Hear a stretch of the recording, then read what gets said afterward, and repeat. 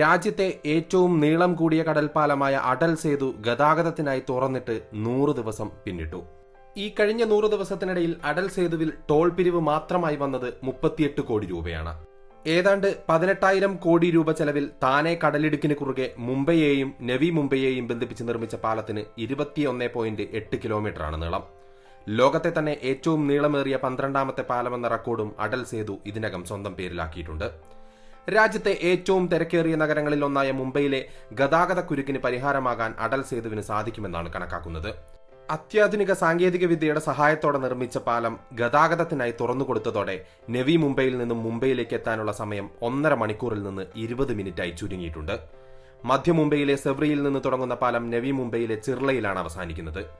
ആകെയുള്ള 21.8 കിലോമീറ്റർ ദൂരത്തിൽ 16.5 കിലോമീറ്റർ കടലിലും 5.8 കിലോമീറ്റർ കരയിലുമായാണ് കടൽപ്പാലം സ്ഥിതി ചെയ്യുന്നത്. 27 മീറ്ററാണ് പാലത്തിന്റെ വീതി. 1,77,903 മെട്രിക് ടൺ സ്റ്റീലും 5,04,253 മെട്രിക് ടൺ സിമന്റും പാലത്തിന്റെ നിർമ്മാണത്തിനായി ഉപയോഗിച്ചുവെന്നാണ് കണക്ക്. ആകെ 70 ഓർത്തോട്രോപിക് ഡെഡ്ജ് ഗിർഡറുകളാണ് പാലത്തിനുള്ളത്. ഇന്ത്യയിൽ ആദ്യമായി ഓർത്തോട്രോപിക് ഡെക്കുകൾ ഉപയോഗിച്ച് നിർമ്മിച്ച പാലവും ഇതുതന്നെയാണ്. മുൻ പ്രധാനമന്ത്രി അടൽ ബിഹാരി വാജ്പേയിയുടെ സ്മരണാർത്ഥമായാണ് മഹാരാഷ്ട്ര സർക്കാർ പാലത്തിന് അടൽ സേതു എന്ന പേര് നൽകിയത്. ഇരുവശത്തേക്കും 3 വരി വീതം 6 വരി പാതയായാണ് അടൽ സേതു സജ്ജമാക്കിയിട്ടുള്ളത്. അടിയന്തര ആവശ്യങ്ങൾക്കായി അടൽ സേതുവിൽ 7ാമതൊരു വരി കൂടെയുണ്ട്. ഓരോ ദിവസവും 70,000-ന് മുകളിൽ വാഹനങ്ങൾ ഇതുവഴി കടന്നു പോകുന്നുണ്ടെന്നാണ് കണക്കാക്കുന്നത്. അതേസമയം മോട്ടോർ ബൈക്ക്, ഓട്ടോറിക്ഷ, ട്രാക്ടർ, മൃഗങ്ങൾ വലിക്കുന്ന വാഹനം, മറ്റു വേഗത കുറഞ്ഞ വാഹനങ്ങൾ എന്നിവയ്ക്കൊന്നും തന്നെ പാലത്തിലേക്ക് പ്രവേശനമില്ല.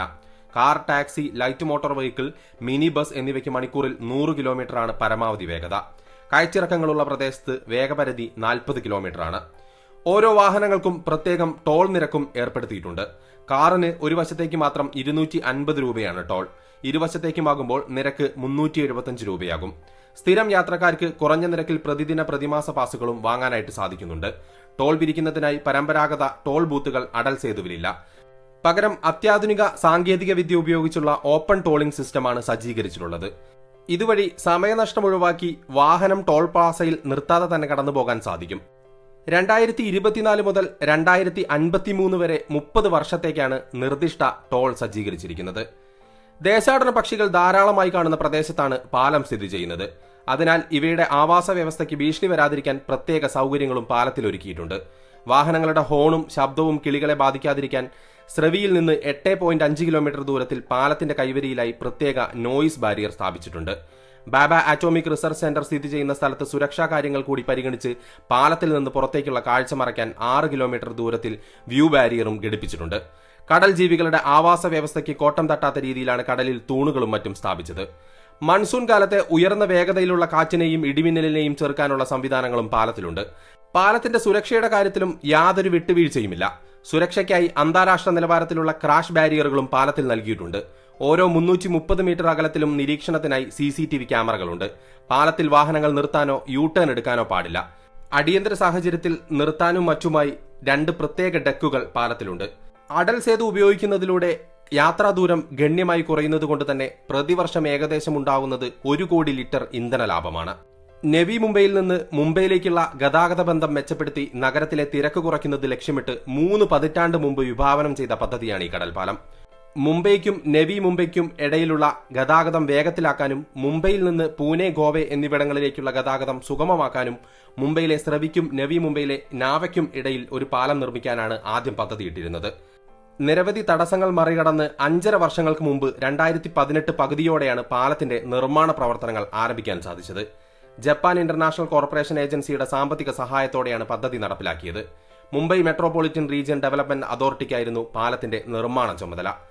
പ്രതിദിനം 5000-ലേറെ തൊഴിലാളികൾ നിർമ്മാണം ആരംഭിച്ചത് മുതൽ ഇവിടെ പണിയെടുത്തു. 5.5 വർഷത്തെ നിർമ്മാണ പ്രവർത്തനത്തിനിടെ 7 തൊഴിലാളികൾക്ക് ജീവൻ നഷ്ടപ്പെട്ടു. വിവിധ സമയങ്ങളിലായി പരിക്കേറ്റ തൊഴിലാളികൾക്ക് 651 തവണ പ്രഥമ ശുശ്രൂഷ നൽകേണ്ടി വന്നു. കടലിനടിയിൽ നിർമ്മാണം നടക്കുന്ന ഘട്ടങ്ങളിലാണ് ഏറ്റവും കൂടുതൽ അപകടങ്ങളുണ്ടായത്. പല തൊഴിലാളികൾക്കും എഞ്ചിനീയർമാർക്കും അവരുടെ ജോലി സ്ഥലത്തേക്ക് എല്ലാ ദിവസവും 1 മണിക്കൂർ നീണ്ട ബോട്ട് സവാരി വരെ നടത്തേണ്ടി വന്നു. തൊഴിലാളികൾ നേരിട്ട ഏറ്റവും ബുദ്ധിമുട്ടേറിയ ഭാഗം സമുദ്രഭാഗത്തുള്ള നിർമ്മാണമാണ്. അവിടെ എഞ്ചിനീയർമാർക്കും തൊഴിലാളികൾക്കും കടൽ തീരത്ത് 47 മീറ്റർ വരെ ആഴത്തിൽ കുഴിക്കേണ്ടതായി വന്നു. കടലിലെ നിർമ്മാണത്തിലേർപ്പെട്ട തൊഴിലാളികൾ ദിവസത്തിൽ 24 മണിക്കൂറും 3 വ്യത്യസ്ത ബാച്ചുകളിലായി ജോലി ചെയ്തു. ONGC, JNPT, BARC തുടങ്ങിയ അതിപ്രധാന സ്ഥാപനങ്ങൾക്ക് സമീപമാണ് നിർമ്മാണ പ്രവർത്തനങ്ങൾ കൂടുതൽ ബുദ്ധിമുട്ടുണ്ടാക്കിയത്. വെള്ളത്തിനടിയിലൂടെയുള്ള വിവിധ തരത്തിലുള്ള പൈപ്പ് ലൈനുകൾ, വാർത്താ വിതരണ കേബിളുകൾ തുടങ്ങിയവയ്ക്ക് കേടുപാടുകൾ വരുത്താതിരിക്കാൻ എഞ്ചിനീയർമാർ കൂടുതൽ ശ്രദ്ധിക്കേണ്ടി വന്നുവെന്നും മുംബൈ മെട്രോപൊളിറ്റൻ റീജിയൻ ഡെവലപ്മെന്റ് അതോറിറ്റിയുടെ രേഖകൾ വ്യക്തമാക്കുന്നു. അടൽ സേതു തുറന്നുകൊടുത്തതോടെ മുംബൈയിലെയും രാജ്യത്തെയും ഗതാഗത രംഗത്ത് വിപ്ലവകരമായ മാറ്റമാണ് നടന്നത്. മുംബൈ നഗരത്തിൽ നിന്ന് നവി മുംബൈയുടെ തെക്കൻ പ്രദേശങ്ങളിലേക്ക് എളുപ്പത്തിലുള്ള പ്രവേശന മാർഗമായി അങ്ങനെ കടൽപ്പാലം മാറി. അടൽ സേതുവിന്റെ കടന്നുവരവോടുകൂടെ തന്നെ നവി മുംബൈയുടെയും സമീപ പ്രദേശങ്ങളുടെ വളർച്ചയും സാമൂഹിക സാമ്പത്തിക വികസനവും വേഗത്തിലാക്കുമെന്നാണ് പ്രതീക്ഷിക്കപ്പെടുന്നത്. രാജ്യത്തെ മറ്റിടങ്ങളിലും സമാനമായിട്ടുള്ള വലിയ ഗതാഗത സംവിധാനങ്ങൾ നടപ്പിലാക്കുന്നതിനു വേണ്ടി സംസ്ഥാന സർക്കാരുകൾക്കും കേന്ദ്ര സർക്കാരിനും ഊർജം പകരുന്നതാണ് അടൽ സേതുവിന്റെ ഈ 100 ദിവസത്തെ വിജയമെന്ന് പറയുന്നത്.